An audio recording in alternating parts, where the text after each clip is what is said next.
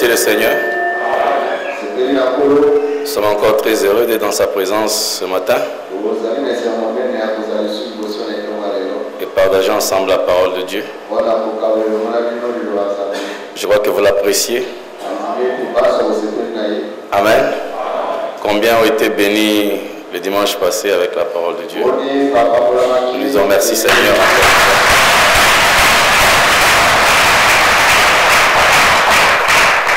Et ce matin, nous allons continuer sur notre sujet.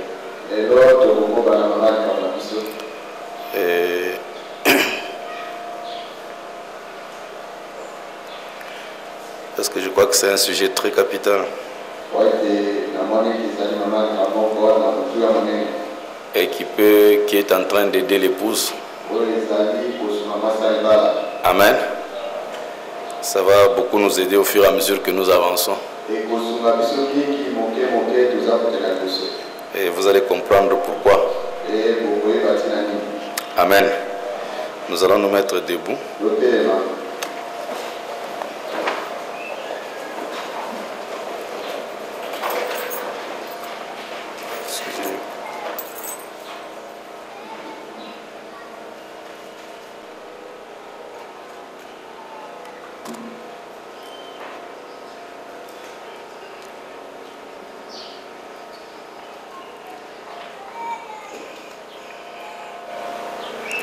Ce soir, on ne va pas prier.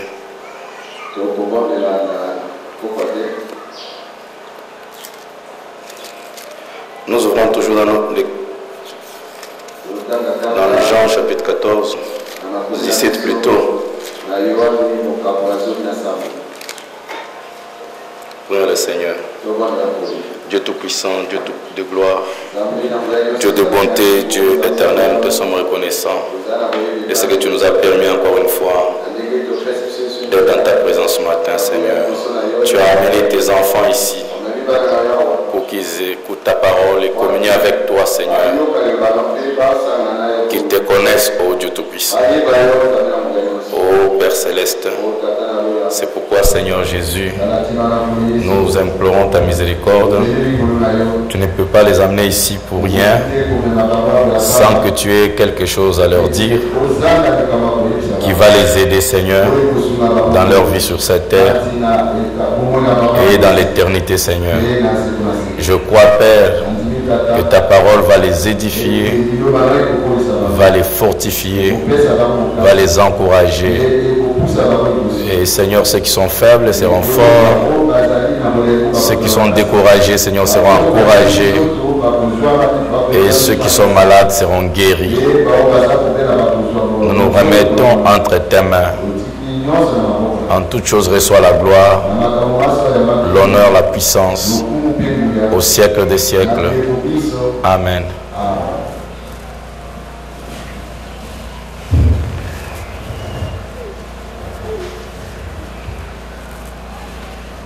Après avoir ainsi parlé, Jésus leva les yeux au ciel et dit: Père, l'heure est venue, glorifie ton Fils, afin que ton Fils te glorifie, selon que tu lui as donné pouvoir sur toute chair, afin qu'il accorde la vie éternelle à tous ceux que tu lui as donnés.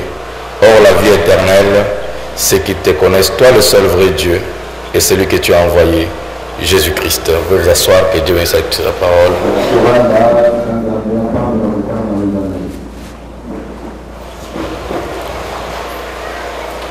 Nous sommes en train de parler sur la profondeur de la science de Dieu.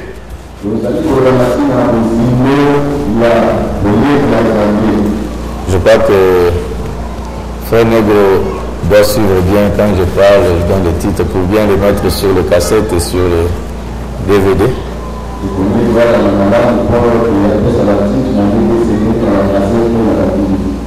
Donc nous sommes en train de parler sur la profondeur de la science de Dieu. Et notre sujet, le sous-titre qu'on peut dire, c'est on parle de la vie éternelle.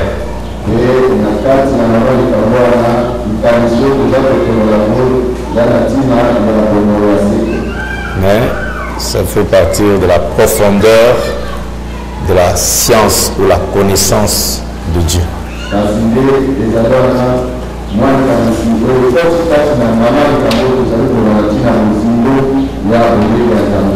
Amen. Nous avons vu la fois passée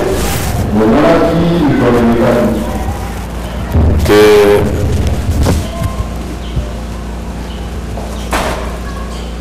ce que Jésus disait, la vie éternelle, c'est de connaître toi le seul vrai Dieu.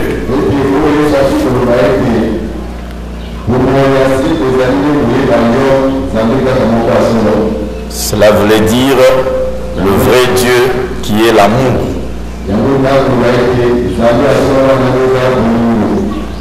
Le vrai Dieu, c'est l'amour.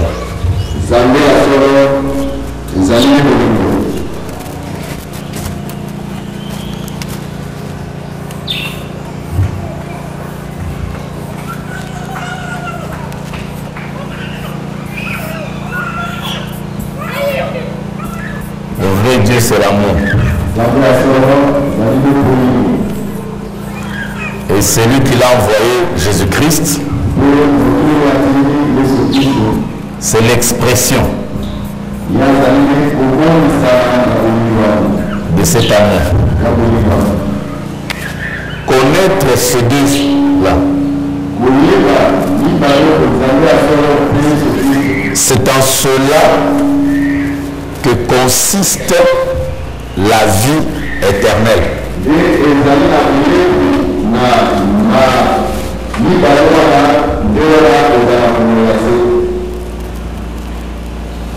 Je crois que le but de chaque croyant en venant à Dieu,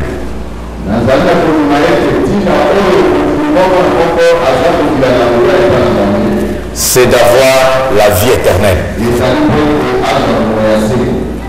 Si vous demandez à tous les chrétiens dans le monde entier, dans toutes les églises, ce que les gens vont faire à l'église, pourquoi ils vont à l'église, ils vont vous dire c'est parce qu'ils veulent de la vie éternelle.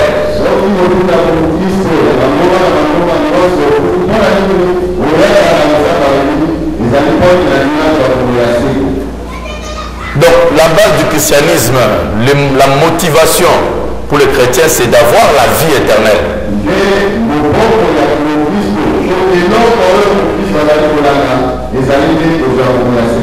Et si cela est ainsi,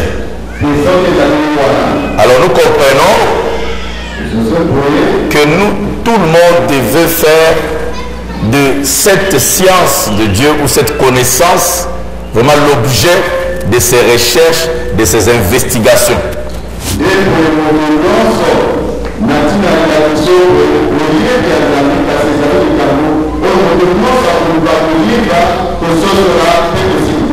Tout le monde devait poursuivre la connaissance du seul vrai Dieu.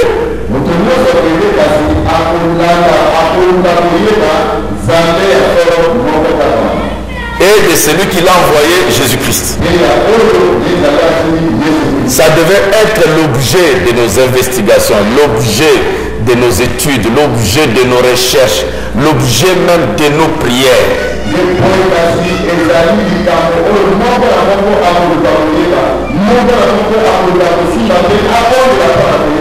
Ça devait être le poids sur chaque cœur.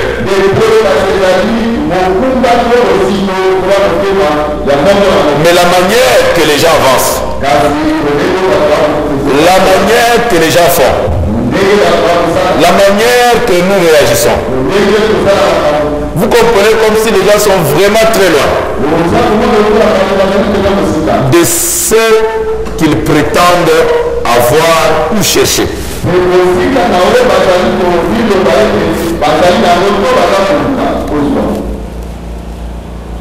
On ne passe pas le temps de connaître le vrai Dieu.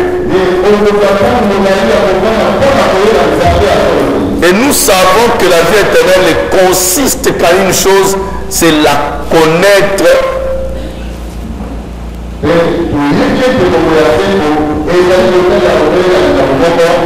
Donc l'exacte connaissance de Dieu, de qui est Dieu. C'est ça la vie éternelle. Voilà un peu ce que je voulais développer, mes frères. Un peu de mots pour que ceci vous aide. Et quand Jésus est venu, sa venue a provoqué une déchirure.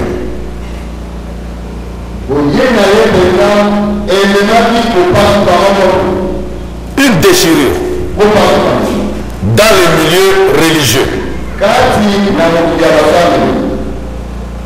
Les milieux religieux n'ont jamais supporté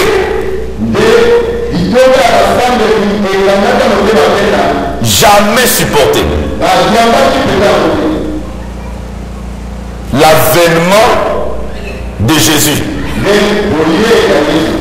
Ne pouvait pas accepter. Et tout a résulté dans la crucifixion de Jésus.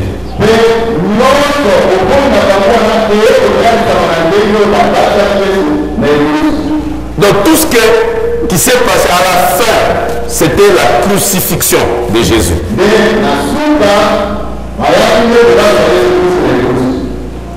C'est que les gens n'ont jamais accepté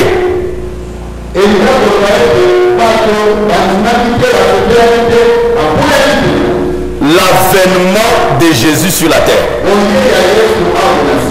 Les gens n'ont jamais supporté. Parce que Jésus dit que les ténèbres ne l'ont pas reçu.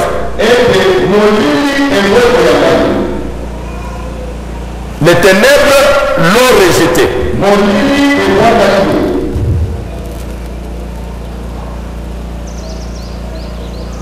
Mais aujourd'hui,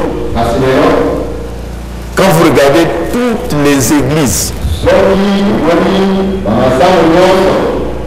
tout le monde aime Jésus,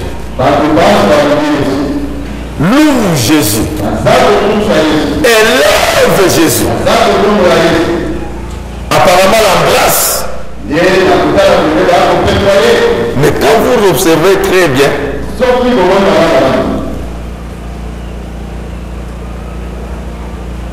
c'est comme si ça contredit ce que la parole de Dieu dit.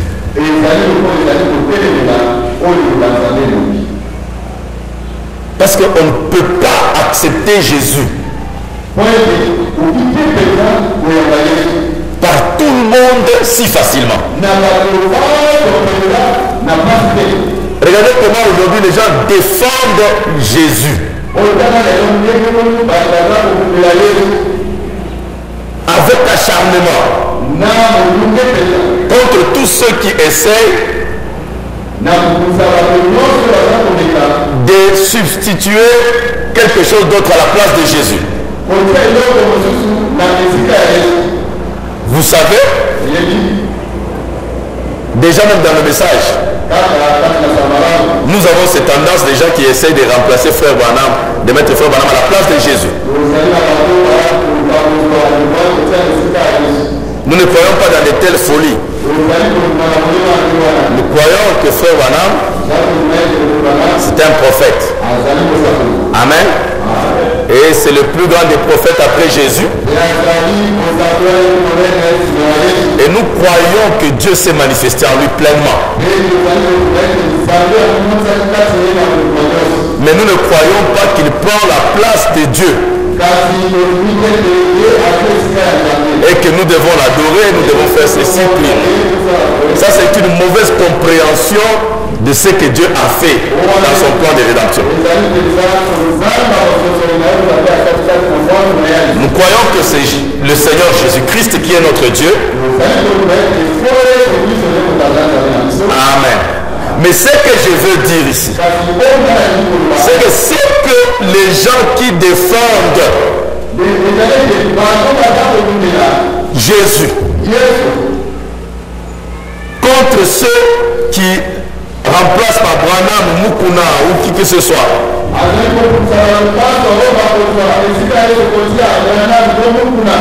ils pensent combattre pour Jésus, aimer Jésus, mais pourtant si vous regardez de près, ce n'est pas vrai. Ils sont aussi idolâtres exactement au même titre que ceux qui le rejettent. Pourquoi? Parce que Jésus est plus que ce que les gens prétendent. Je voulais un peu expliciter une idée ici pour vous aider. En insistant sur la vie éternelle, c'est qu'ils te connaissent, toi le seul vrai Dieu.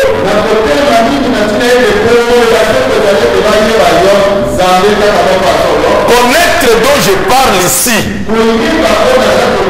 ce n'est pas le simple fait de saisir cela par votre compréhension intellectuelle.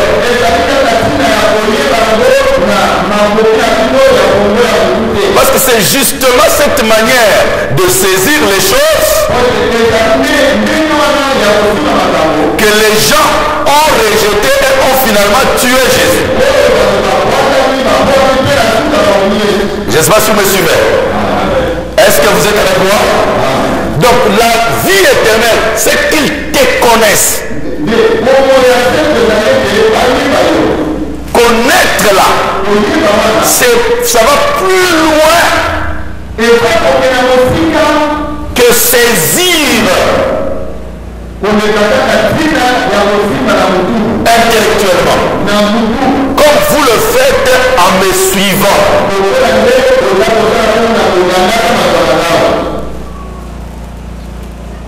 Ça, ce n'est qu'un pas vers la connaissance de cette vérité.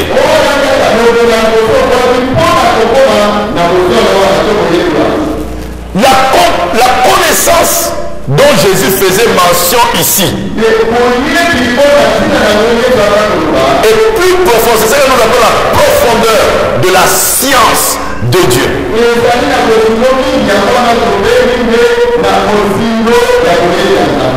Donc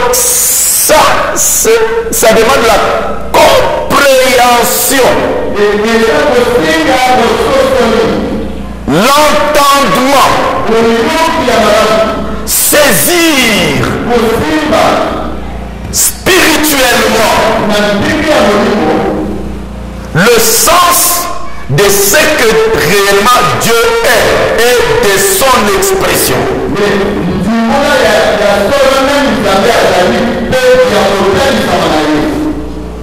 Tout le problème réside dans la compréhension.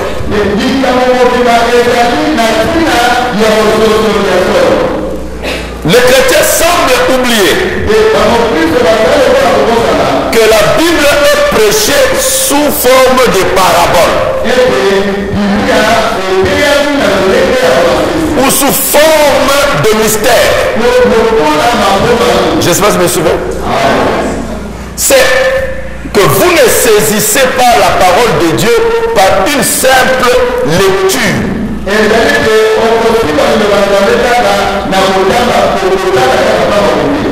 La Bible est marquée par un sceau de secret.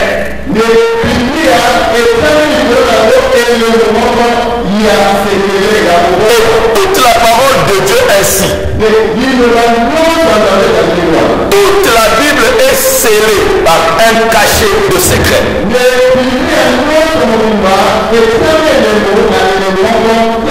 Sinon, Dieu se serait exposé dans les mains de n'importe qui.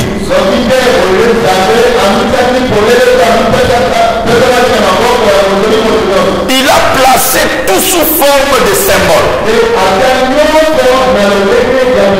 Afin que lui-même vienne par révélation vous transmettre cette compréhension.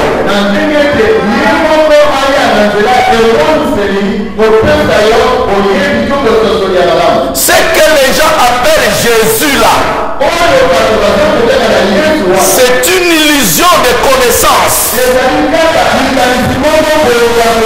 Ils s'imaginent un Jésus. Une personne qui a vécu il y a 2000 ans, qui est venue verser son sang pour nous. Je ne sais pas si vous êtes avec moi. Qui nous a sauvés, et ça s'arrête là. Donc il croit en fait dans une imagination, mais pas dans la réalité de la personne de Jésus-Christ. Parce qu'une vraie connaissance de la personne de Jésus influence votre vie. Parce que vous saisissez, vous avez le sens réel de sa parole, de sa nature, et ça vous affecte. Vous ne restez pas indifférent après avoir saisi. Si nous continuons à être oisifs, à être sans fruit, c'est parce qu'il n'y a, notre connaissance n'est pas accompagnée d'une compréhension spirituelle. Les gens se limitent à cette connaissance intellectuelle et les gens adhèrent. Ce que Jésus est venu détruire, c'est le corps de compréhension et de tradition qui s'était créé sous forme de corps de pharisiens sadducéens.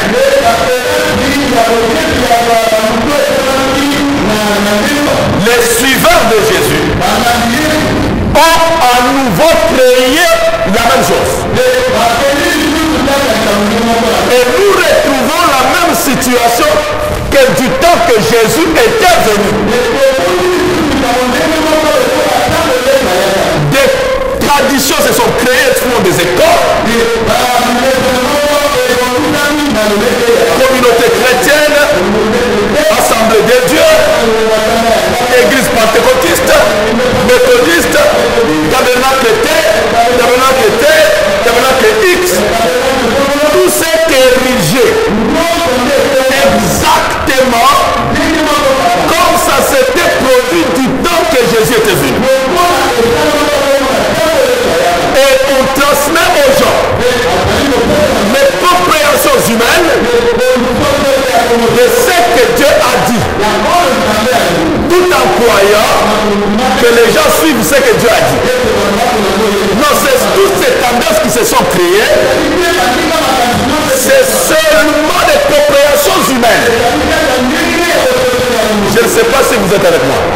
C'est seulement des compréhensions humaines et qui ont fait tous ces groupes-là que les gens défendent, protègent et qui deviennent comme des propriétés des gens. Ils protègent des héritages. Mais quand Jésus est venu et qu'il avait trouvé toutes ces choses bien placées, ces choses profitaient aux gens. Quand quelque chose se rit dans un système, ça devient un problème pour le détruire. Parce que ça profite aux gens. Ça fait vivre les gens.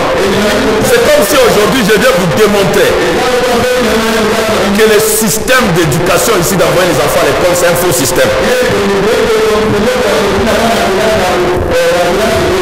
Et je commence à démontrer que tout le monde doit arrêter. Mais frère, tu auras des problèmes, un combat terrible. Si tu ne fais pas attention, tu vas même être tué. Pourquoi? Parce que c'est déjà érigé dans un système. Il y a des familles qui vivent grâce à ça. Il y a des sociétés qui vivent grâce à la production de cahiers. D'autres à la production de l'encre qu'on met dans les bics. Et c'est des chiffres de milliards et de milliards. Les autres qui fabriquent les craies. Donc c'est déjà tout un système qui fait vivre les gens. Et venir mettre fin à un système comme ça, frère, c'est grave. Vous déclarez la disparition et la souffrance des familles et des familles. C'est ce qui s'est passé du temps de Jésus. La parole de Dieu que Dieu a envoyée aux gens pour le délivrer fut érigée en système. Alors ce système-là fait que même les lévites et les sacrificateurs avaient déjà constitué tout un business.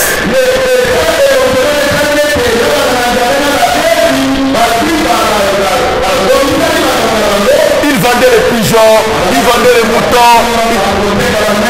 Maintenant, remarquez, Jésus arrive. Il commence à maintenant dire aux gens que non. C'est ce que vous faites là. Les deux là et les moutons, c'était seulement une image. En fait, ce n'est pas ça que Dieu regarde. Vous lisez que c'est simple. Vous ne voyez pas derrière ça que tous les fermiers et les éleveurs de bœufs et des moutons voyaient la fin de leur business. Parce qu'ils savaient au moins à chaque fête, ils écoulaient presque la moitié de leur production. Je ne sais pas si vous êtes avec moi. Changer ce système-là. Israël est tellement énervé jusqu'à les tuer. Parce que changer un système, c'est un problème. Et chaque fois que Dieu amène un changement, ça donne des déchirures et des douleurs d'enfantement dans un système.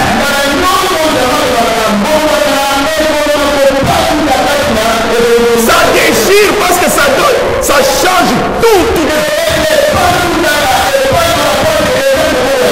Ce n'est pas facile. Qui peut dire Amen? Qui peut dire Amen? Et Jésus, quand il vient, lui qui est la vraie expression de Dieu, quand il veut transmettre aux gens la vraie connaissance de Dieu, les gens pensaient que non, on va l'embrasser, on va l'accepter. Non, vous ne savez pas ce que les autres voyaient derrière ça. Ça mettait fin à leur système. Et aujourd'hui, nous sommes revenus encore dans le système établi par les hommes.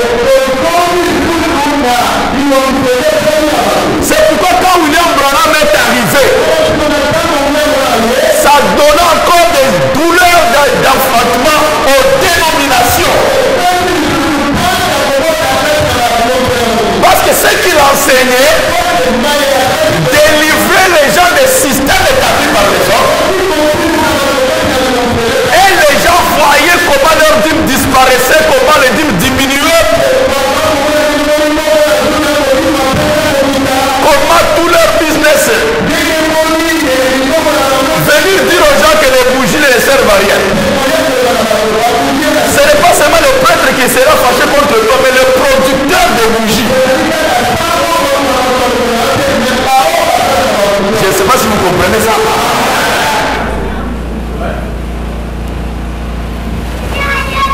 Les producteurs de bougies, des allumettes, tous ces gens-là voient déjà le danger qui guette leur entreprise. Est-ce que vous dites Amen? Qui peut dire Amen? Voilà mes frères. Vous devez penser que tant que Dieu amènes quelque chose dedans pour aider les gens seront contents. Non. Commençons seulement, pas les histoires que les gens font. La vraie guérison commence.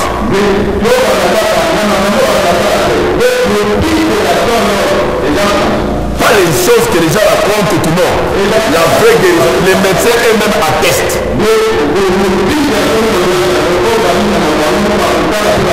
Vous allez croire à moi maintenant, les médecins seront contents.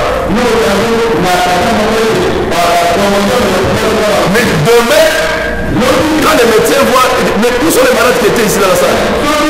Non, on est venu les prendre pour les amener là-bas, on prie pour les malades. Mes frères, quelques jours après, vous vous retrouvez au parquet. Parce que vous commencez à menacer l'hôpital. Je ne sais pas si vous comprenez.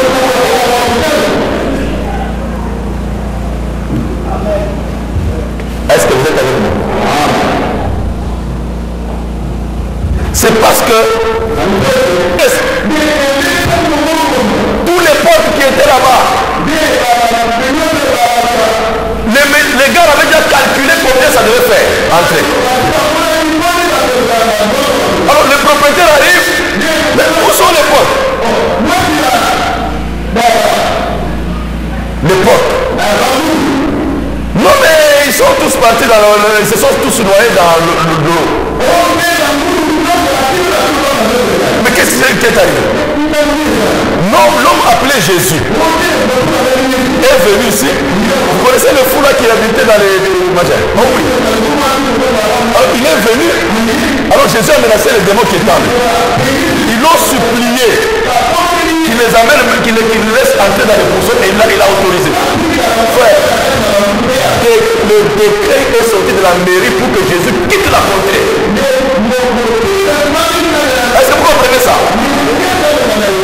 Si ces messieurs restent ici, bientôt tous les business vont fermer. Ça sera la faillite ici.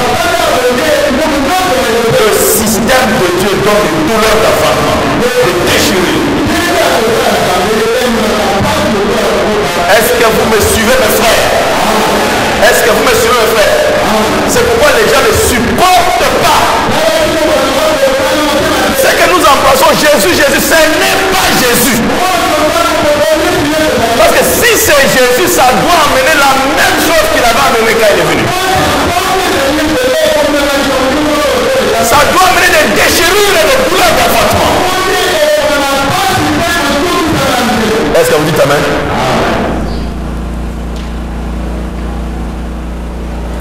Écoutez ce qu'il dit. Au commencement était la parole. Et la parole était avec Dieu. Et la parole était Dieu. Elle était au commencement avec Dieu. Toutes choses ont été faites par elle. Et rien de ce qui a été fait n'a été fait sans elle. En elle était la vie. Et la vie était la lumière des hommes. La lumière, lui, dans les ténèbres. Et les ténèbres ne l'ont point reçu. Amen. Il y eut un homme envoyé de Dieu, son nom était Jean. Il vint pour servir de témoin, pour rendre témoignage à la lumière, afin que tous croient par lui. Il n'était pas la lumière, mais il parut pour rendre témoignage à la lumière. Cette lumière était la véritable lumière qui, en venant dans le monde, éclaire tout homme. Elle était dans le monde. Et le monde a été fait par elle. Mais le monde ne l'a point connue. Elle est venue chez les siens. Et les siens ne l'ont point reçue. Amen. Elle est venue chez les siens. Quand la lumière vient, elle est rejeté. Alors mes frères bien-aimés, je voulais dire que Jésus peut embrasser partout. Non, n'est pas le vrai Jésus. Parce que Dieu a dit la vie éternelle, c'est qui te donne toi le vrai Dieu. Et quand Jésus vient, il ne peut pas laisser les choses indifférentes. Non. Il dit, je ne suis pas venu amener la paix, mais l'épée. Le père se rend contre son fils, la fille contre sa mère, si je suis. J'amène des contradictions. C'est pourquoi, si les gens saisissent le vrai Dieu et le vrai Jésus, les gens ne réagiraient pas comme ils réagissent. Mais ce que les gens saisissent comme Jésus, ce n'est pas le vrai Jésus. Quand Jésus vient, faisant le bien, la réaction que ça produit, au lieu que les gens acceptent ça, les gens refusent ça.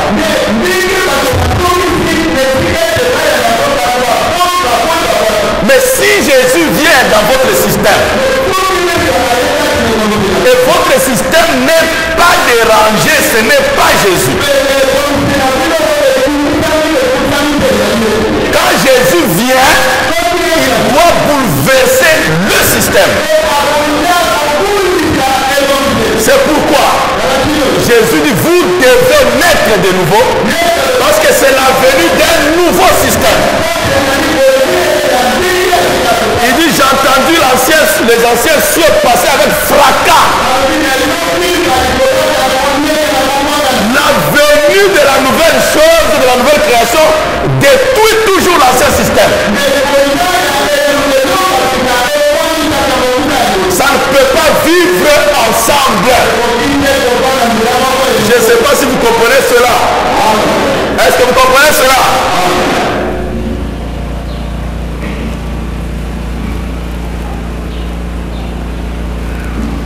Jésus, la vraie expression de Dieu. Quand il entre quelque part,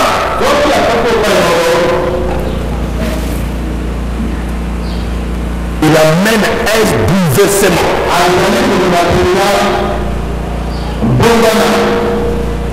Et l'avènement, le grand avènement de l'amour sur la terre ne laissera pas les choses telles que ça a été avant. Ça doit amener encore des déchirures et des douleurs d'enfantement.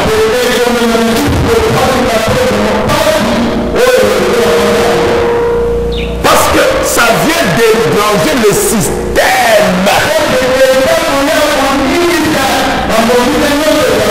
L'amour dérange les systèmes établis.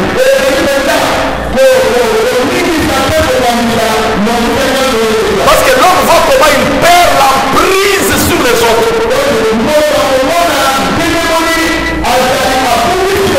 La première chose que l'amour détruit, c'est la peur. L'homme tient l'emprise sur les autres par la peur. Quand l'amour vient, détruit cette peur-là et libère les gens. Jésus a dit, vous connaîtrez la vérité et la vérité vous rendra libre. La première chose que la vérité fait dans l'homme, c'est le rendre libre.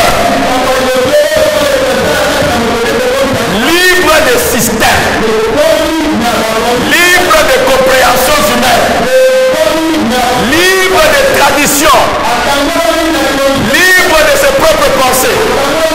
Il est libre, libre, libre. Ça, c'est la caractéristique de l'amour. Est-ce que vous comprenez cela?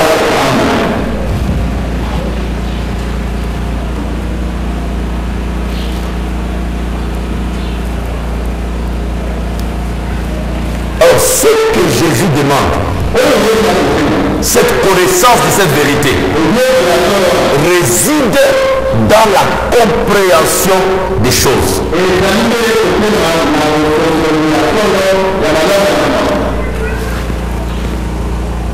Parce que Christ étant l'expression, quand nous lisons au commencement était la parole, la parole était Dieu et la parole était avec Dieu. Frère Branham dit, ça veut dire le logos. Logos, c'est une parole qui a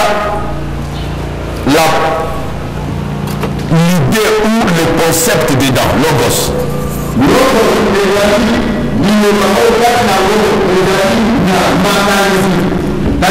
Le concept, c'est une parole qui a le concept et ce concept-là est exprimé. C'est comme ça c'est ce qu'on appelle le logos. Donc c'est une parole qui est l'expression d'un concept ou d'une idée. Donc au commencement était le logos, le Christ. Donc il y avait l'expression sous forme parole d'un concept, d'une idée. Je ne sais pas si vous êtes avec moi. Donc c'est le concept. Et cette parole a été faite chair. Cette parole a été faite chair. Donc le logos, c'est Christ.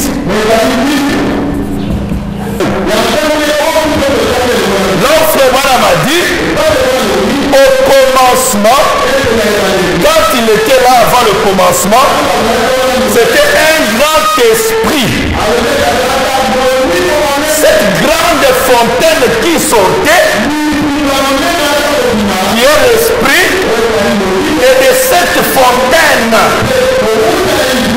sortait seulement et sortit l'amour pur. Il n'y avait rien d'autre que l'amour pur.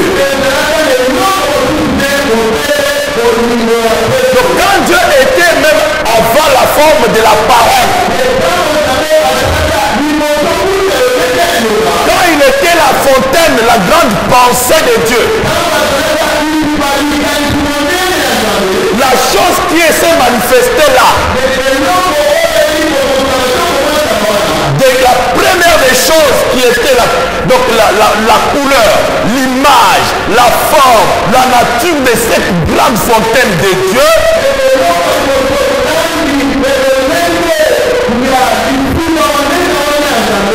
c'était l'amour pur. Donc, vous comprenez que le logos, c'est l'expression de cette pensée de Dieu, qui n'est rien d'autre que l'amour. Quand on dit au commencement était la parole,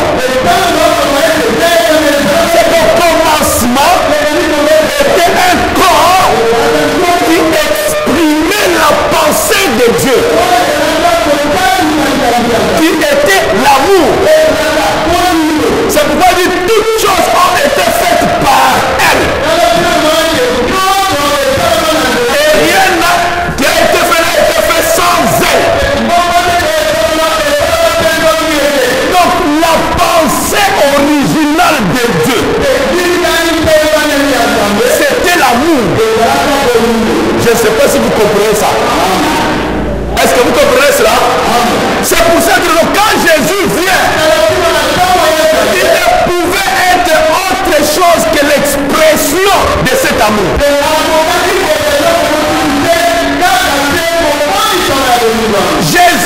sur la terre.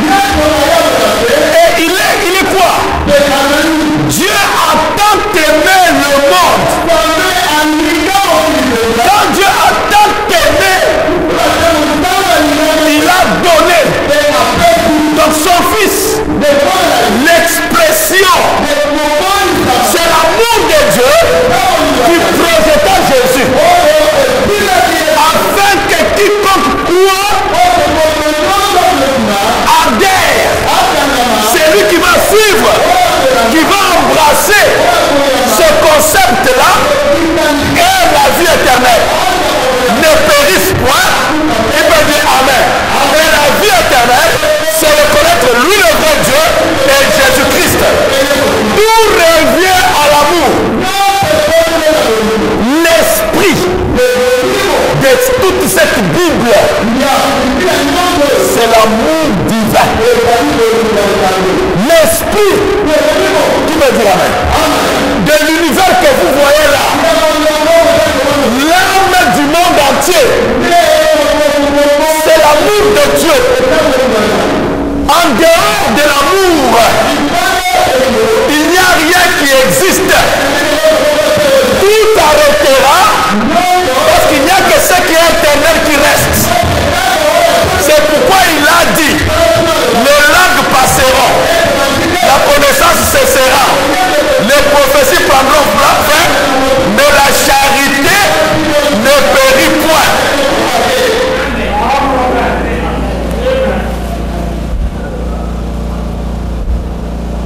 Je ne sais pas si vous comprenez cela.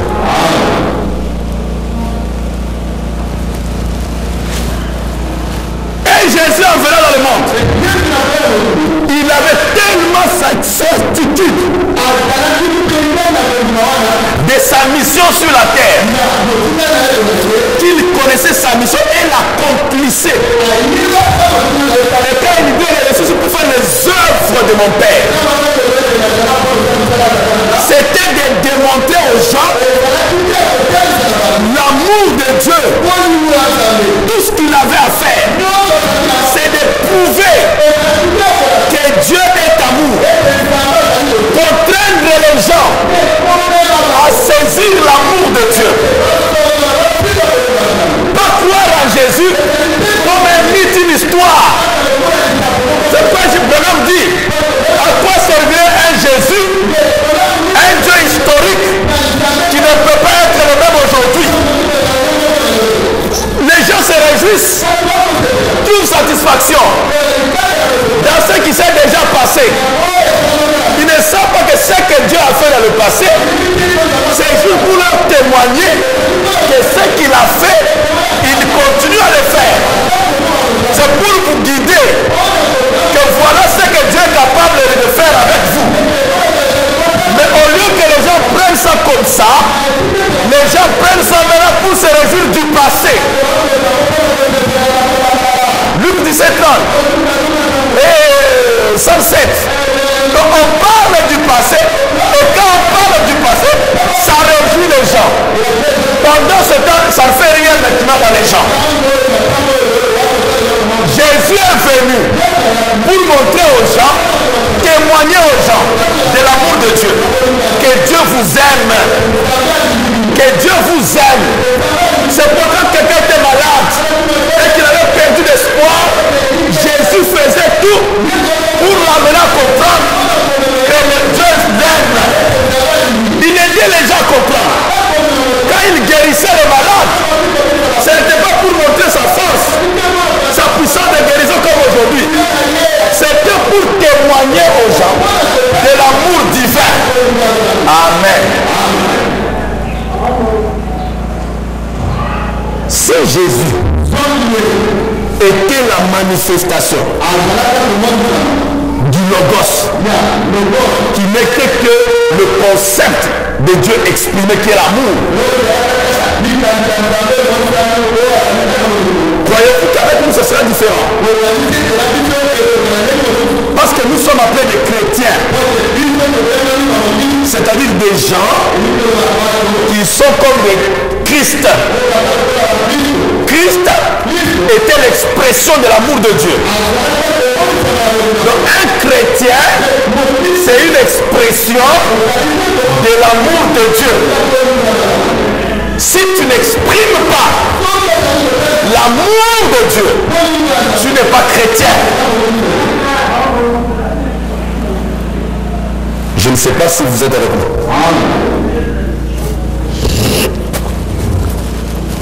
Êtes-vous avec moi? La compréhension de ce que Christ est très capitale. Amen. Vous voulez dire quelque chose avant qu'on continue?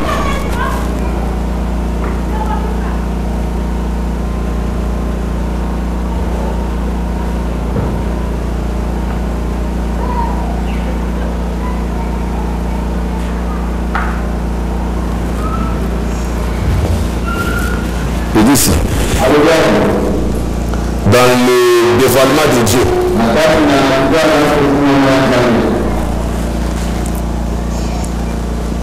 il dit maintenant, mon sujet ce matin, je crois que Dieu va vous révéler ceci. Et chaque fois, si vous qui prenez les bandes, qui avez les bandes et les écoutez, j'espère et je crois que vous avez la compréhension spirituelle de ce que Dieu essaye de dire à l'Église, essaye d'amener à l'Église sans le dire ouvertement. Voyez-vous, c'est une chose, parfois, nous sommes obligés de dire ça comme de cette manière pour que cela puisse diminuer le nombre de gens. Je ne sais pas si vous êtes avec moi. Vous êtes fatigué? Je ne vais pas vous garder longtemps. J'ai dit que je vais insister pour que vous compreniez que si Jésus ne parle pas d'une connaissance intellectuelle comme nous le faisons, vous connaissez puis ça s'arrête là. Non. Ça, c'est ce que nous avons fait tous ces jours ici. En tout cas, ça doit s'arrêter. Est-ce que vous dites amen? Mais là, je poursuis quelque chose d'autre. Comme on dit, la parole a changé de phase, de dimension. Dans le dévoilement de Dieu, ça c'est un message qui est amené pour le 7e saut. Et ça c'est un des grands messages du temps de la fin. Le dévoilement. Comment Dieu se dévoile. Comment Dieu s'ouvre. C'est Dieu qui se dévoile. Il était caché, voilé, mais là il se dévoile. Il dit, vous qui prenez les bandes et les écoutez, j'espère que vous êtes en train de saisir, vous êtes en train de recevoir une compréhension spirituelle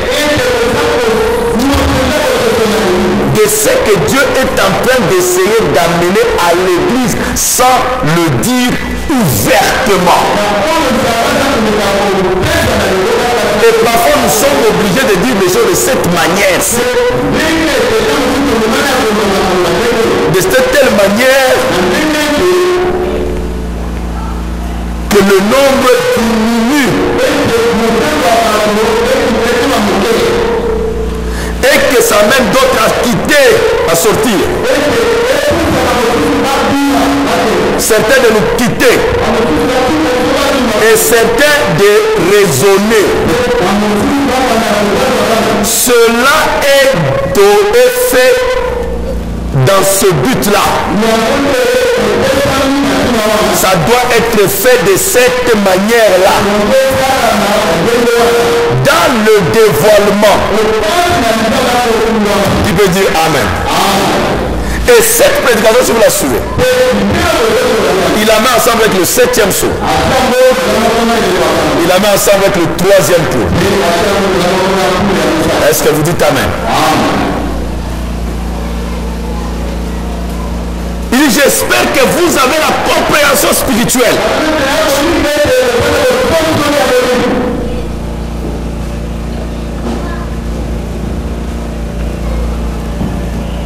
Mesdames et frères,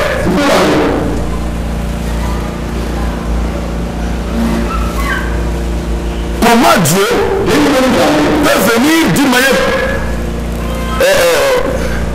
express, avec une intention de diminuer le nombre des gens. Ah, donc Dieu n'est pas pour le nombre. Il dit c'est fait dans ce but-là que ça pousse les gens à nous quitter. C'est fait dans un but. Là, c'est quand, avant même de commencer à prêcher, le dévoilement de Dieu.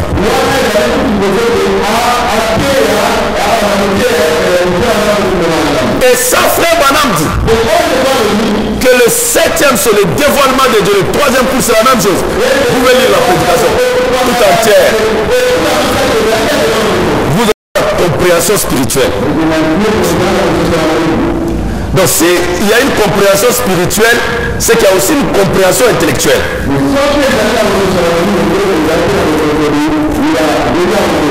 Excusez-moi encore de vous dire aujourd'hui que la plupart du temps que nous avons marché avec ce message, c'était avec une compréhension intellectuelle. Mais pas avec la compréhension spirituelle. Parce que la compréhension spirituelle va au-delà des choses naturelles. Donc les gens, je vais vous donner un exemple. Nous pouvions présenter Dieu, la plénitude de la divinité habiter la frère Branham. Pas plus, pas moins. C'était Dieu, la plénitude, le créateur du ciel et de la terre. Et on présente ce qui n'est pas faux. Est-ce que vous êtes avec moi? Est-ce que vous êtes avec moi? Et au même moment quand on présente ça, on est en train de dire aux croyants de ne pas communier avec tel.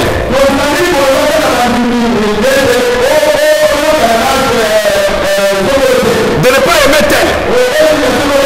Ou tout en disant ça, on est en train de dénigrer les autres.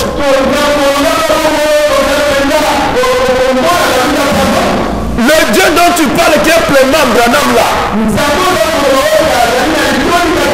c'est une conception mentale. C'est lui qui a la compréhension spirituelle. Saisit que le Branham voilé et dévoilé l'amour de Dieu à l'humanité. Parce que le vrai Dieu c'est l'amour. Qui peut dire Amen? Et on le prend même dans les exemples qu'il montre. Quand il se retrouve devant les guêpes qui voulaient les piquer, Branham dit il fait recours. Il fait recours à l'amour. C'est l'amour divin qui calma les guêpes. Et si j'ai la compréhension spirituelle, j'ai saisi que ce qui sauva Branham du danger des guêpes, c'était l'amour divin. Aussitôt que je me retrouverai dans une situation où je suis agressé, cette compréhension spirituelle me dira de recourir à l'outil de Branham.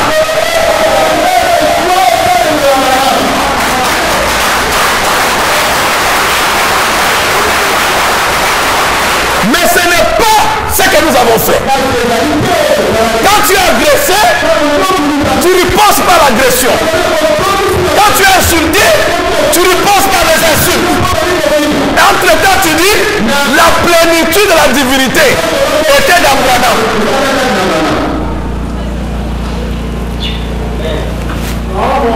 Moi j'étais quelque part. J'écoutais un pasteur prêcher. Un bon sermon. Bonne prédication. Et c'était quoi? La nouvelle naissance. Il parlait sur la nouvelle naissance, il montrait les prénoms. Alors, il arrive à un moment donné. C'est à Kinshasa. Et Kinshasa, vous savez, Brazzaville ici peut être la grandeur d'une commune de Kin. Si vous prenez Timbanteke, Ndjili, en tout cas peu d'engloutir Brazza. Ou bien les deux là peuvent faire tout Brazza. Et il y a 24 communes, paraît-il. Toutes grandes presque comme ça. Donc si vous quittez la ville, vous allez à l'aéroport là-bas. C'est à peu près 25 à 30 km. Et il y a des gens qui habitent là-bas qui font ces distances-là pour aller prier. Vous croyez que vous quittez les jouets là, vous venez si vous venez loin. Mais il y a des gens qui quittent Kintélé tous les jours à pied pour venir ici prier et repartir. Les gens font des distances comme ça. Et le transport n'est pas facile là-bas. C'est compliqué. Alors j'entendais le pasteur prêcher. Bon sermon. Il a eu un moment donné. Il dit, vous voyez les gens, il n'a pas l'argent le mercredi. Oh non, parce que comme j'habite là-bas, il peine. Je n'avais pas l'argent de transport. Alors je suis allé adorer dans une église, mais ça qui est à côté là. Et ça c'est quoi ça? Il ne faut jamais aller là-bas. Il ne faut pas revenir. Quand on prêche la nouvelle naissance, et on est en train de pousser les gens à faire le contraire de ce que la nouvelle naissance fait. Quand quelqu'un est né de nouveau, on ne lui a pas dit de changer d'église. Non, s'il n'a pas de moyens de déplacement,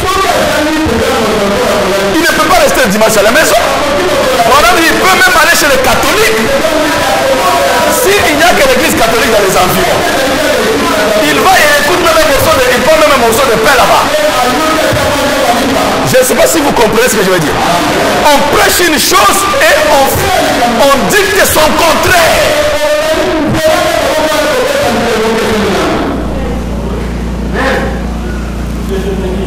Pourquoi? Parce qu'on sait que si les gens la partent, ils peuvent venir découvrir, ici c'est la parole. Ils changent, la dîme va diminuer. Non frère, si Dieu m'a appelé, même si je reste avec 2 personnes, Dieu bénira ces 2 personnes de sorte que leur dîme puisse me soutenir. Moi je crois comme ça.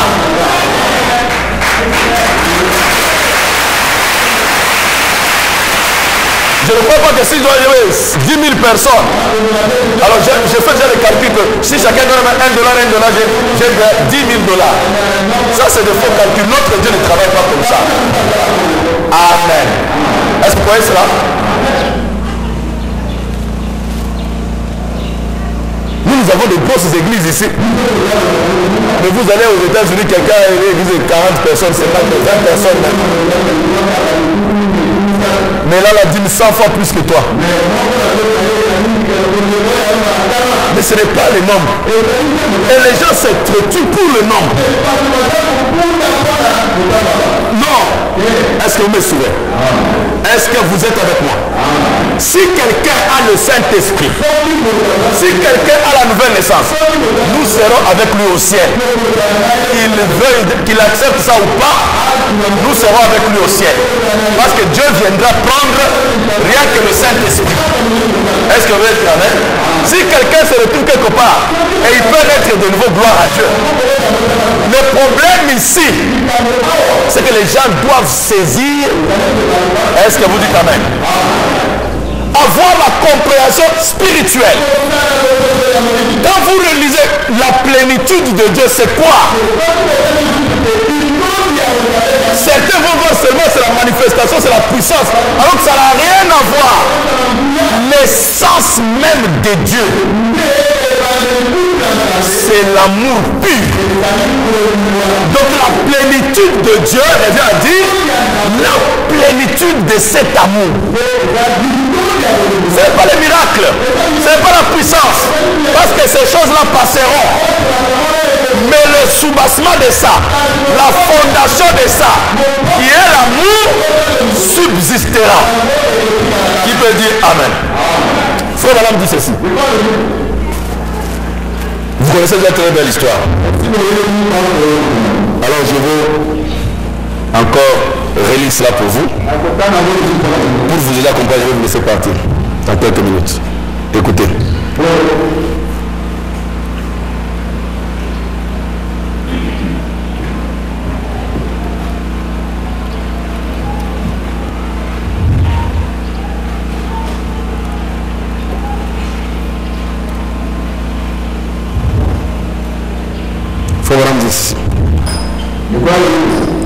Il n'y aura pas d'imitation dans le troisième cours. Vous dites Amen? Satan peut tout imiter, mais il y a une seule chose qu'il ne peut pas imiter. C'est le troisième poule. C'est pourquoi il lui a dit, dans ce troisième poule, il n'y aura pas d'imitation. Est-ce que vous le croyez? Il n'y aura pas d'imitation.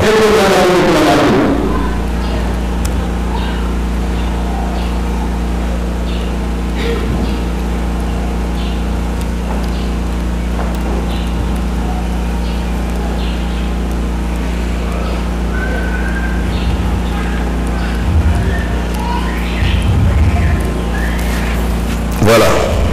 Il dit ceci. Si vous pouvez comprendre ceci,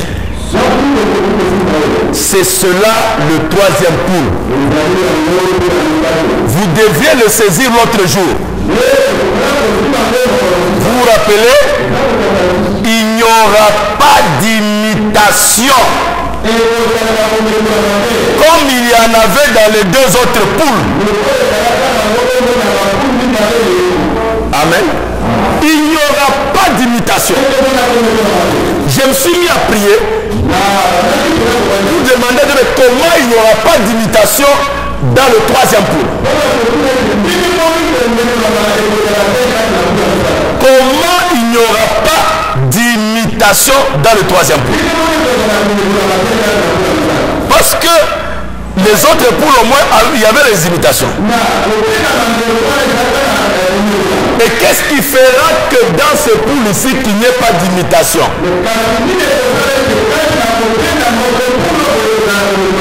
Est-ce que vous êtes avec moi? Qu'est-ce qui fera qu'il n'y ait pas d'imitation? Frère Branham dit, il a dit ici, Satan peut tout imiter,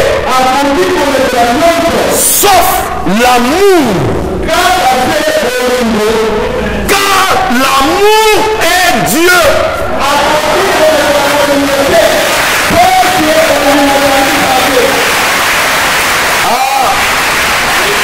Vous saisissez la compréhension spirituelle? Dans le troisième poule, fini. Amen. Donc, tous ces gens qu'on on prêche, on fait, c'est très bien. On connaît, on démontre, c'est très bien. Mais dans le troisième poule, quand on arrive là, il peut dire Amen. Il n'y aura pas d'imitation. Ne vous trompez pas, il n'y aura pas d'imitation. Satan peut tout imiter. Quand je regarde, on nous parle que le réveil de l'épouse, c'est le miracle qui se passe. Mais comme les pentecôtistes font aussi le miracle, ça veut dire qu'eux aussi ils ont le réveil de l'épouse. Lisez les pancartes. entre ce que les évangélisations du message font et l'évangélisation de pentecôtistes.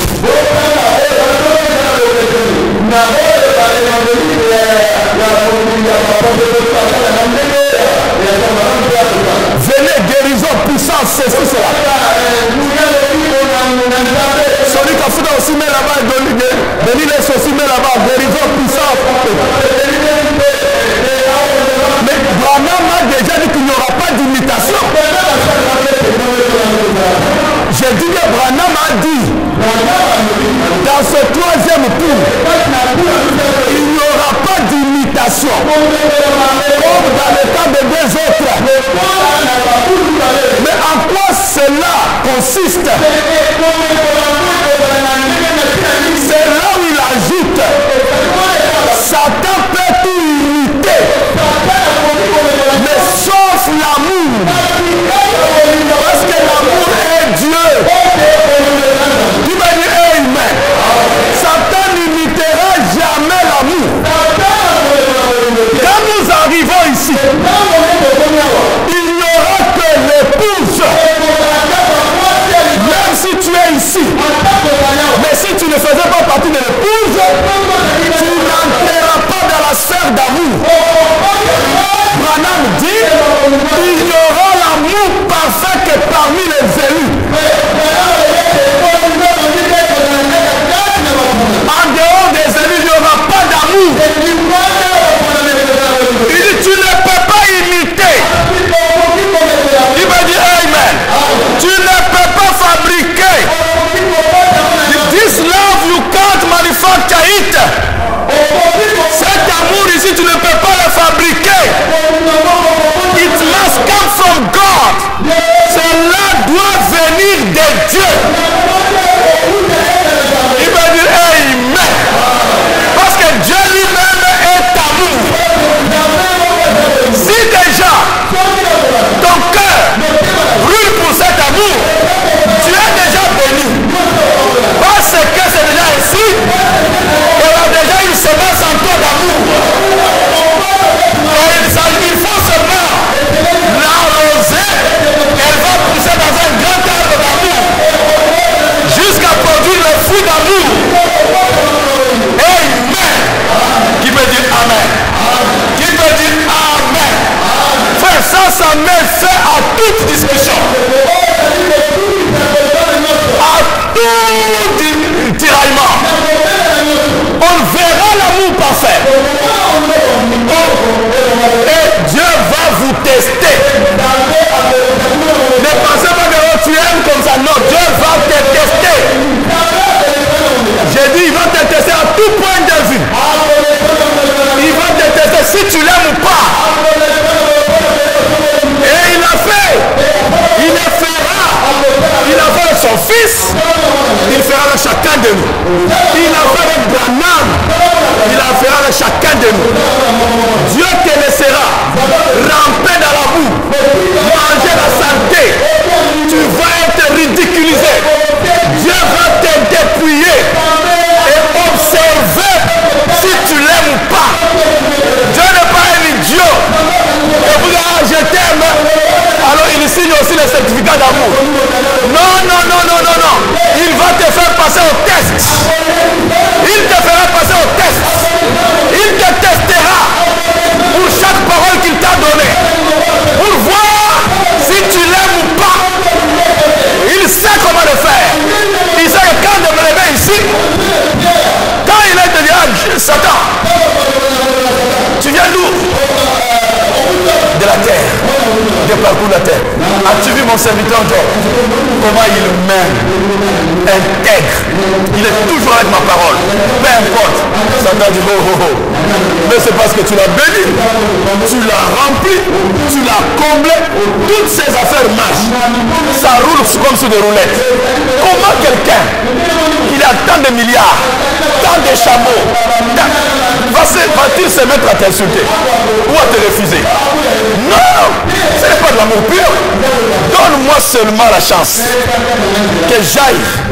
Je vais te prouver qu'il ne t'aime pas. Là, tu le corromps seulement par les biens que tu lui donnes, et c'est pourquoi lui t'aime. Je dis, ah bon? Tu es sûr de ce que tu dis? Oui. Bon, il n'y a pas de problème. Je t'autorise. Vas-y. Dieu le fera avec chacun de vous. Quand la discussion s'est passée au ciel, Job ne savait pas que ça traitait là-bas le problème de ses malheurs. Dès que ça commence, paf, telle chose est arrivée. Les champs brûlent, les bœufs sont tués. Après, donc on lui a amené malheur après malheur, malheur après malheur, malheur. Quelqu'un qui était là se retrouve avec rien. Ce n'était pas suffisant. Dieu continue. Frère bien-aimé, chacun de nous, Dieu n'est pas. Dieu n'est pas distrait. Dieu n'est pas comme un homme. Votre connaissance intellectuelle de lui, votre amour intellectuel de lui, et vous croyez que cet amour-là, Dieu compte ça. Dieu ne compte pas ça. Le seul amour que Dieu valide, c'est cet amour qui sort de la fournaise de feu, des épreuves, des problèmes, des maladies. Branham dit, Dieu peut te frapper, te laisser même coucher sur le lit pour voir ce que tu vas faire de lui. Les malheurs qui vous arrivent, c'est Dieu qui teste votre amour. Dieu veut voir jusqu'à quel niveau vous ne l'aimez pas. Et quand on arrive là, tu ne peux pas. On a vu beaucoup de gens, dès que les affaires commencent à tomber, il est parti. Il commence à consulter les féticheurs, il fait telle maison, telle loge. Ils abandonnent Dieu à cause du matériel. Ce n'était pas l'amour pur. Qui peut dire Amen? Qui peut dire Amen? Dieu va tester ton amour à tout point de vue. Qui peut dire Amen? Ah, vous ne savez pas ça? Parce que là, il n'y a pas d'imitation. Si ça n'est pas là, ça n'est pas là.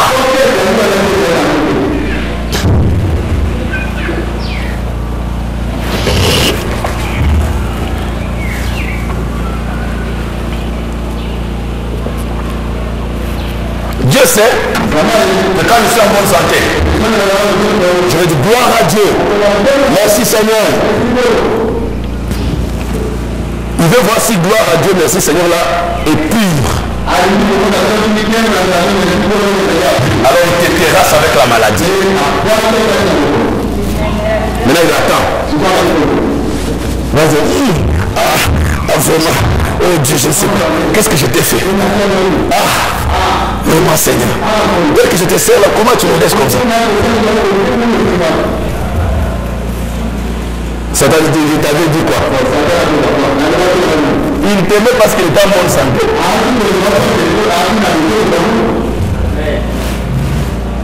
N'est-ce pas ce qui vous arrive?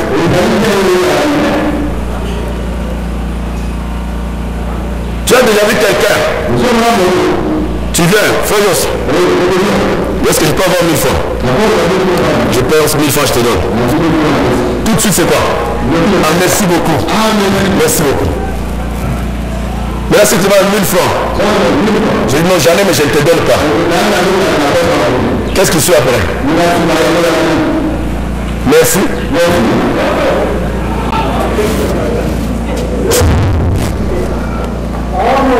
Combien d'entre nous disent à Dieu merci quand il ne nous donne pas? Combien?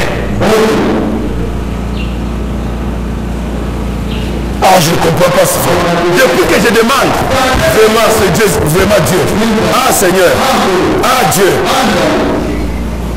Hein? Qu'est-ce que vous avez dit de lui? Quand tu dis Dieu est amour, donc Dieu ne fait que du bien aux gens. Quand tu te plains, donc tu as oublié que Dieu est amour. Dieu va te tester si vraiment ce que tu dis c'est de la connaissance intellectuelle où ça vient du cœur.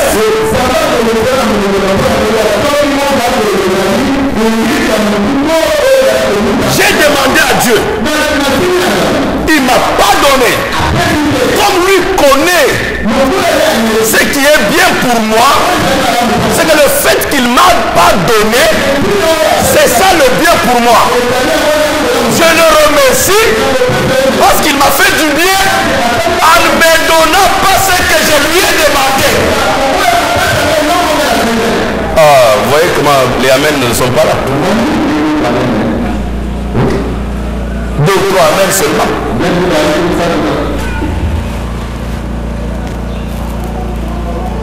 Il faut être de la trempe de Job pour dire l'Éternel a donné, l'Éternel a repris, que son nom soit loué. Nous disons Amen, mais nous ne l'appliquons pas.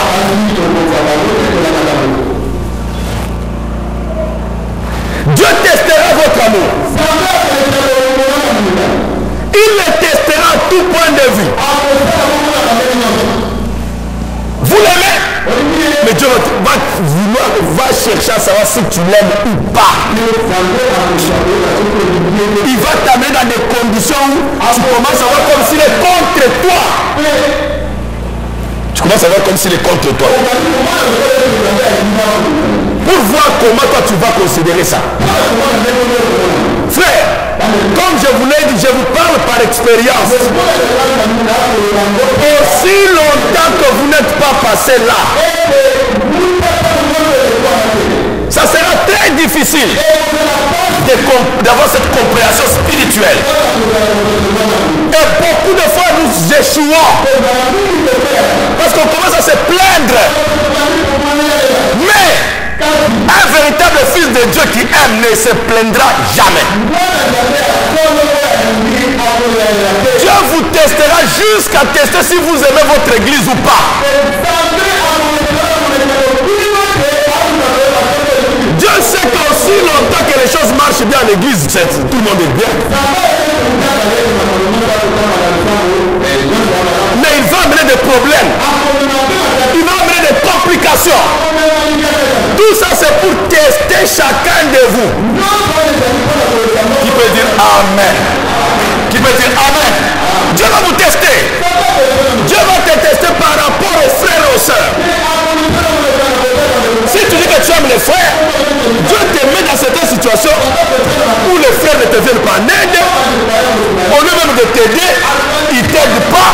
Après, ils commencent encore à te critiquer, à te mépriser. Tout ça là, peut-être tu vas voir qu'ils iront en enfer. Ils n'iront pas en enfer. Dieu s'arrangera pour qu'ils se répandent ici. Mais il permet ça pour te tester. Vous devez avoir cette compréhension-là. Qui peut dire Amen? Qui peut dire Amen? Dieu nous testera à tout point de vue. C'est pourquoi, je vous dis ces choses pour vous réveiller, que si vous voyez les choses venir contre vous, vous comprenez que vous êtes simplement un béni de l'Éternel. Parce que Dieu est en train de faire passer dans l'épreuve afin de tester si vous l'aimez ou pas. Parce que tu ne peux pas aimer Dieu et haïr les frères que tu vois. Donc Dieu va te tester aussi par les frères, par ses enfants. Si voir tes sentiments vis-à-vis d'eux. Est-ce que vous dites Amen? Est-ce que vous dites Amen? Voilà ce que je voulais vous montrer. Que dans le troisième poule, il n'y aura pas d'imitation. Parce que Satan n'imitera jamais l'amour. Est-ce que vous le croyez? Je vais peut-être lire quelque chose et puis nous allons, je ne sais pas où.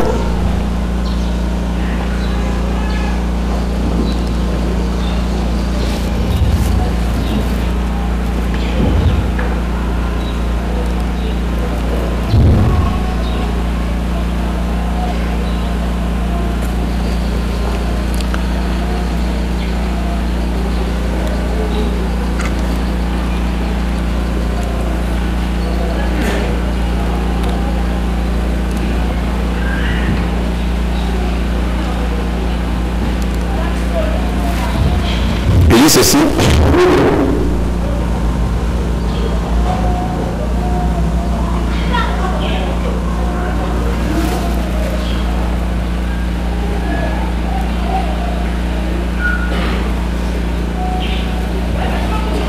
Il dit ceci. Cet amour, je ne peux pas le produire. Je ne peux pas le fabriquer. Dieu doit le donner. Amen. Dieu doit le donner. Dieu doit vous le donner.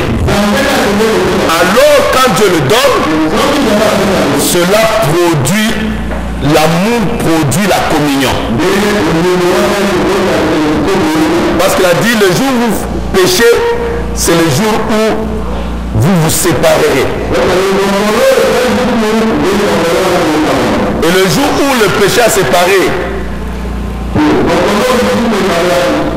Adam et Ève de l'amour divin, alors les fruits sont apparus. Et le péché amena la séparation. Et la séparation amena la haine, la malice, l'envie et les querelles. Qu'est-ce qui s'est passé? Ils s'étaient séparés de l'amour divin.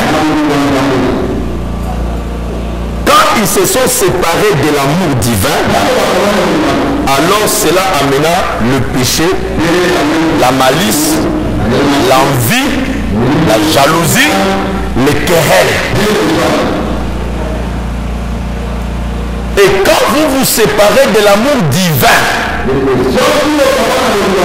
alors tu ne peux plus fermer tes yeux sur les péchés de tes frères. Je répète, si vous vous séparez de l'amour divin, alors tu ne peux plus fermer tes yeux sur les erreurs de tes frères, sur les erreurs de tes sœurs, parce que tu t'es séparé, tu t'es éloigné de cette divine partie.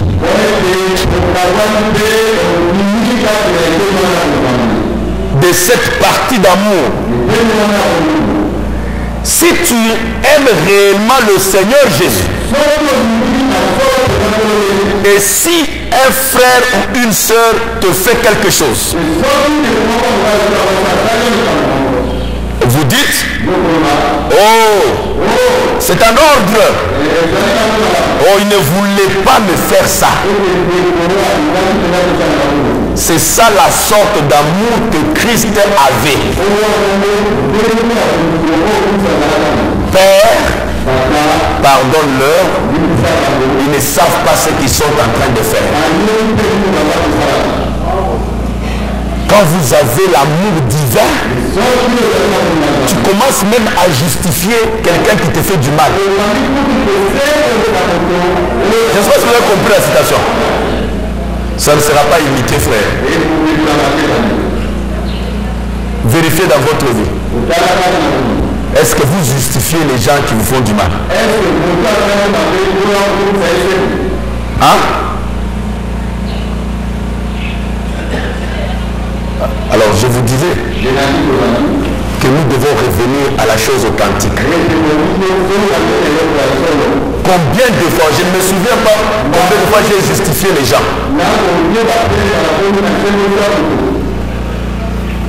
Vérifiez seulement le frère qui te donne l'argent. Et il commence à t'éviter, à te fuir. Vous les justifiez? Hein? Le frère qui t'a critiqué, vous le justifiez?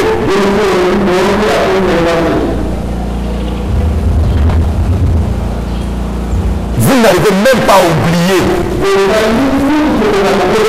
Combien de fois je suis resté avec les bien-aimés frères?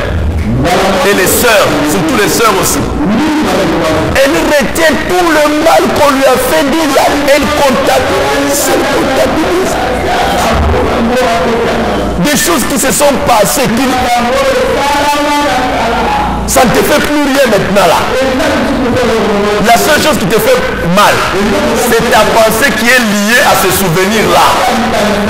Sinon, ce que les gens ont fait contre toi, c'est déjà passé. Ça ne reviendra plus. Mais ce qui te fait mal, c'est les souvenirs que tu as. Donc c'est toi-même qui te fait du mal. Parce que tu restes accroché à des choses passées qui ne reviendront plus jamais.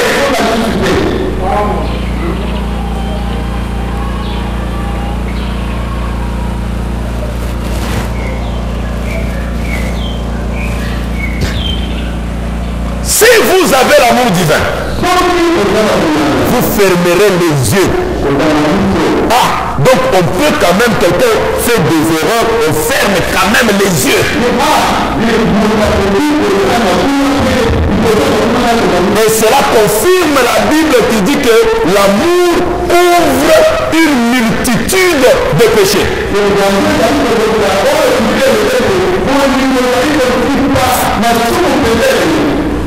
Il n'y aura pas d'imitation. Si vous faites ça, gloire à Dieu. Mais je ne sais pas combien ici peuvent lever le doigt et dire que moi je vis ça.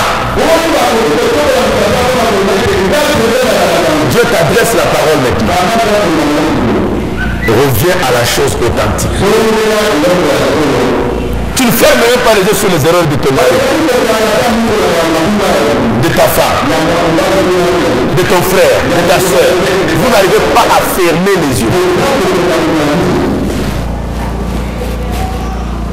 Et vous dites, oh, on aime. Si l'amour divin est là, croyez-vous ce que mon âme a dit? Croyez-vous que c'est ainsi dit le Seigneur?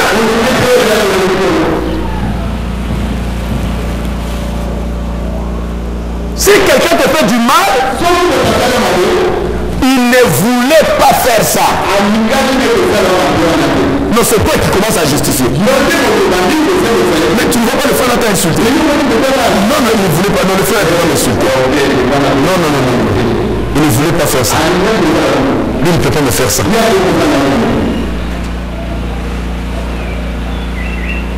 Bien aimé. Ce que j'ai dit là, est-ce que ça existe parmi les frères? Est-ce que ça existe parmi nous?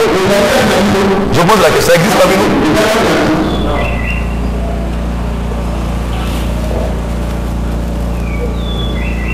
On est des rancuniers sans pareil. Vous vous souvenez de ce qu'on vous a fait alors que c'est passé? On t'avait insulté hier. Parfois toi-même tu n'as même pas entendu ça. C'est quelqu'un qui a entendu ça à ta place. Il vient te rapporter qu'on t'a insulté. Et tu commences à murmurer, à regretter, à retenir. Alors que tu n'avais pas entendu ça. La personne à blâmer, c'est celle qui te rapporte ça. N'est-ce pas vrai? Êtes-vous avec moi? Êtes-vous avec moi?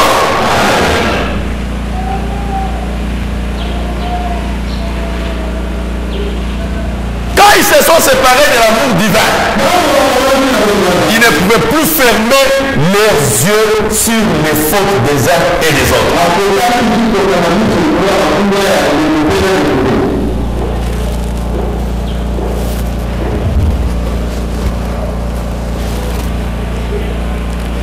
Alors frère, ça c'est le conseil que je voulais vous donner ce matin.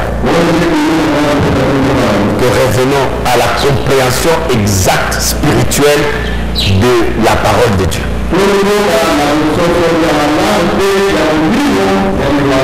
Que l'essence de toute la parole, le but de tout le message, de tout ceci, c'est exprimer l'amour de Dieu au monde.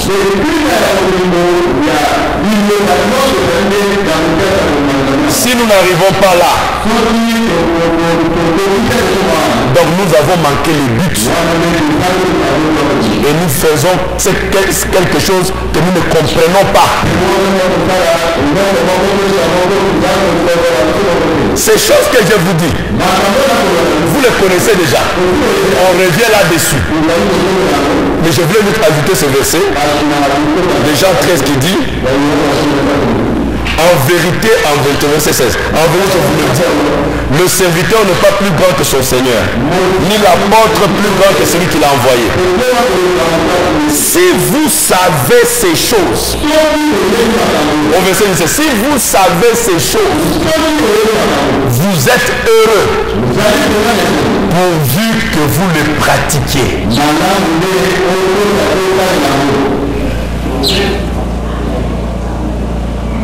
C'est clair? Si vous savez ces choses, vous êtes heureux, pourvu que vous les pratiquiez. Inclinez nos têtes. Seigneur notre Dieu, Seigneur de Tout-Puissant, encore une fois ce matin, nous reconnaissons, Seigneur, nous nous reconnaissons coupables de nous avoir séparés, de nous être séparés de cette partie divine, cet amour divin. Pardonne-nous, Seigneur. Nous avons cru te croire. Nous croyons te connaître. Mais plus tu déploies la ligne pour nous, plus nous nous voyons à nu, Seigneur, que nous ne sommes rien. Nous sommes encore très loin de la véritable expérience. Pardonne-nous, Seigneur. Pardonne notre ignorance. Pardonne, Seigneur, notre conception mentale. Maintenant que tu nous donnes cette compréhension spirituelle, que même le troisième poule n'était rien d'autre que l'amour divin. C'est pourquoi ça pouvait calmer les taureaux, créer les écureuils, calmer, Seigneur, la tempête, calmer, Seigneur, le fou furieux. Oh Dieu Tout-Puissant, nous voulons entrer dans ce secret, cette partie divine, Seigneur, cet amour divin. Oh Dieu de gloire et Dieu de bonté, aide-nous, Seigneur Jésus.